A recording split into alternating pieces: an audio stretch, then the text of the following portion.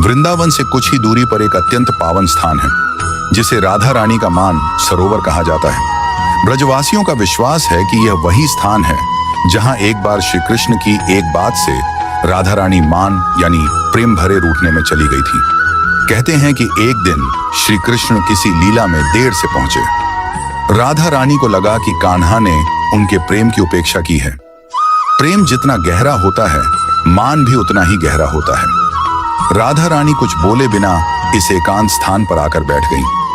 श्री कृष्ण उन्हें मनाने के लिए बार बार आए। उन्होंने मधुर वचन कहे, बांसुरी बजाई, विनती की, लेकिन राधा रानी का मान तुरंत नहीं टूटा। उनका हृदय विरह और प्रेम से भर गया और उनकी आंखों से अश्रुओं की धारा बहने लगी।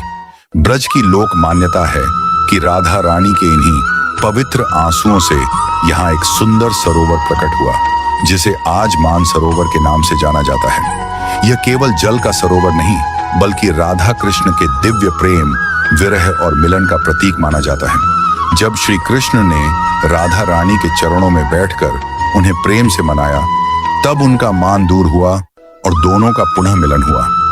कहते हैं कि उसी क्षण पूरे ब्रज में आनंद की लहर दौड़ गई। पक्षियों ने मधुर स्वर में गाना शुरू किया, वृक्ष झूम उठे और वातावरण प्रेम रस से भर गया। आज भी लाखों श्रद्धालु मानसरोवर पहुंचते हैं। उनका विश्वास है कि सच्चे मन से राधा रानी का स्मरण करने और यहाँ प्रार्थना करने से प्रेम, शांति और भक्ति की प्राप्ति होती है।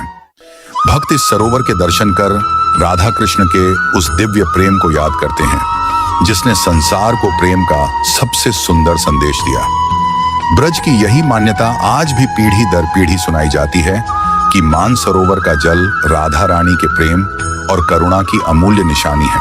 इसलिए जो भी यहाँ श्रद्धा से आता है, वह केवल एक सरोवर नहीं, बल्कि राधा कृष्ण के अमर प्रेम का साक्षी बनकर लौटता है।